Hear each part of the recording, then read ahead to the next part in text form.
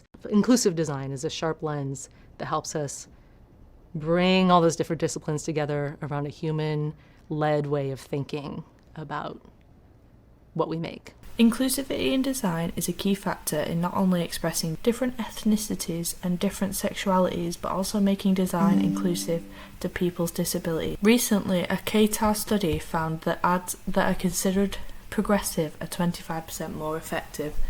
The study judged effectiveness by how pleased viewers were, the memorability of the advert, and the actual metrics related to progressive campaigns. With successful inclusive marketing campaigns, marketers aim to break advertising norms by highlighting people might be under or misrepresented, such as people of colour, those who identify as LGBTQ+, those who affiliate with various religions, those who are disabled, or even people of certain ages and genders. As Google has said, diverse marketing isn't just a box you can tick. There are so many layers to diversity beyond gender or skin colour. It's also about age, geography, social economic diversity, relatable jobs, abilities, sexuality. If we were to look statistically at the US population, racial and ethnic minorities make up nearly 40% of the population, and this number is likely to grow. 51% of children under 15 were considered part of a minority in 2019. Roughly 4.5% of US adults identify as LGBTQ, and more than 40 million Americans have a disability. But inclusivity can be used to tackle controversial issues and tell a meaningful story. An example of this is a Procter & Gamble advert. This company owns a variety of cleaning products, but also uses this advert to correspond with its Black is Beautiful and proud sponsor of Mums initiatives. Who said that? The lady at the store. That is not a compliment. To depict different generations of black mothers teaching their children about racism. With an advert like this, not beating around the bush, it promotes and educates not only their community message, but also on something that people of colour have to live with.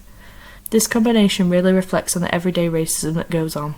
You are not pretty for a black girl. You are beautiful, period. Okay? This also helped with people talking about these issues, as it ended up being chatted about amongst various social media platforms and news outlets. It's not only race that can be depicted through advertisements. After a huge new training course, Google came out with a new advert which depicted real-life pictures from their Google Pixel customers. It tackled mental health and how photos and videos don't show the real mental struggles some people go through. The rapper Logic does the voiceover for this, someone who has been very vocal about mental health awareness throughout his music career. And this is the lifeline all these people bravely called to find hope. Alongside the images of people using the Pixel 2. This combination alone shows inclusivity and reality of mental health that the advert is trying to provoke, that not everything you see on screen shows what they feel mentally. Inclusivity in design doesn't always mean it has to be thought-provoking or have a deeper message. An example of inclusivity just by showing its users is the campaign by Bumble. Bumble launched a webpage, video campaign, Instagram and geographically targeted ads, which was all about inspiring Bumble users from New York. Hey, I'm Gabe. I'm Mohammed. I'm Lauren. I'm from New York City. New York City. Born and raised. With the variety of users it showed, it spread a thought-provoking message about inclusivity. This promotes the app as inclusive. It's a key factor in a dating app by showing the range of people that use it. It also reflects that you as a customer can find the one on Bumble. From the book Extra Bold, Colleen Sales comments on how they challenge their students to find ways of bringing awareness to social issues. As most of their students are black, they can use their own voice and life experiences to fight against systematic oppression and the way that they can break the manipulation and belief of widespread ideas and myths about racial inferiority.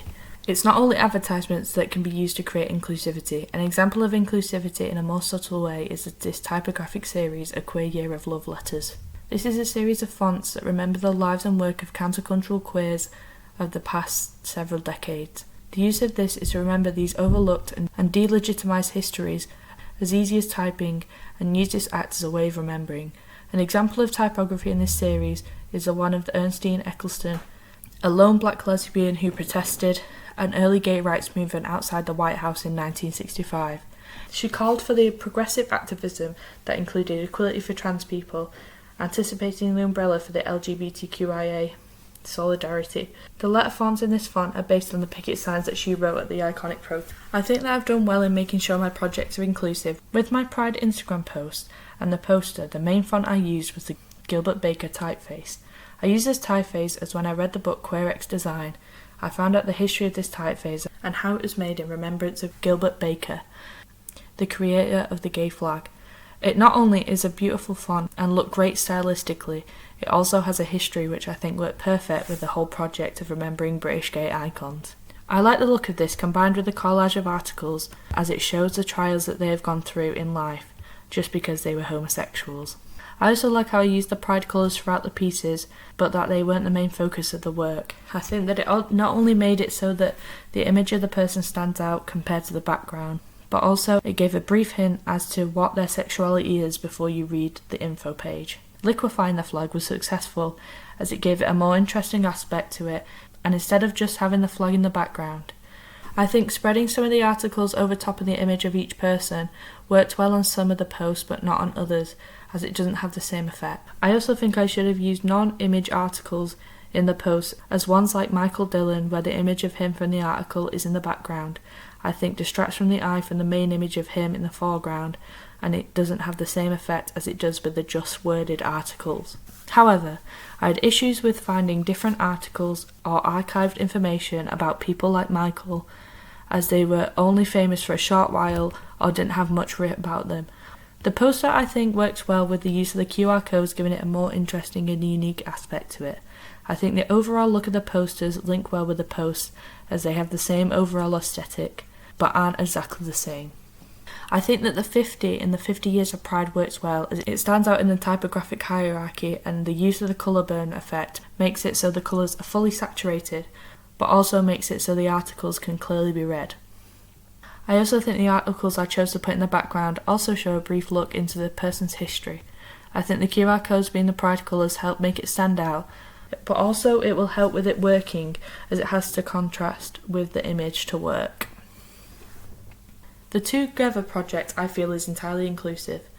Even though I went with the Mr. and Mrs. 70s niece aesthetic, I made sure that when I was designing the questions I would change them so that it was non-specific to a certain sexuality. I think that the monochrome colour scheme worked well into giving it this sickly, loved up look that I wanted, but also combining it with the actual design of the logo and sub-logo, I think it helps making it look less in your face. The logo I think works really well with the balance of the strong font I used with the little heart that I had looped around the W. It not only hints to the play of words with the business name, but also adds with a heart motif that I wanted to have throughout the design. With the sub-logo, I think the ombre heart also links back to the 70s look that I was influenced by, and I decided to have the T in it because I think that the font I used made it stand out and looked different compared to the rest of the word. I also think the slogan I designed fits well with the logo, as I wanted a rounded edge sans serif font. I also think using a similar looking font on the cards question also links all of it together effectively. With the cards, I feel like there's some elements that worked well and some that didn't.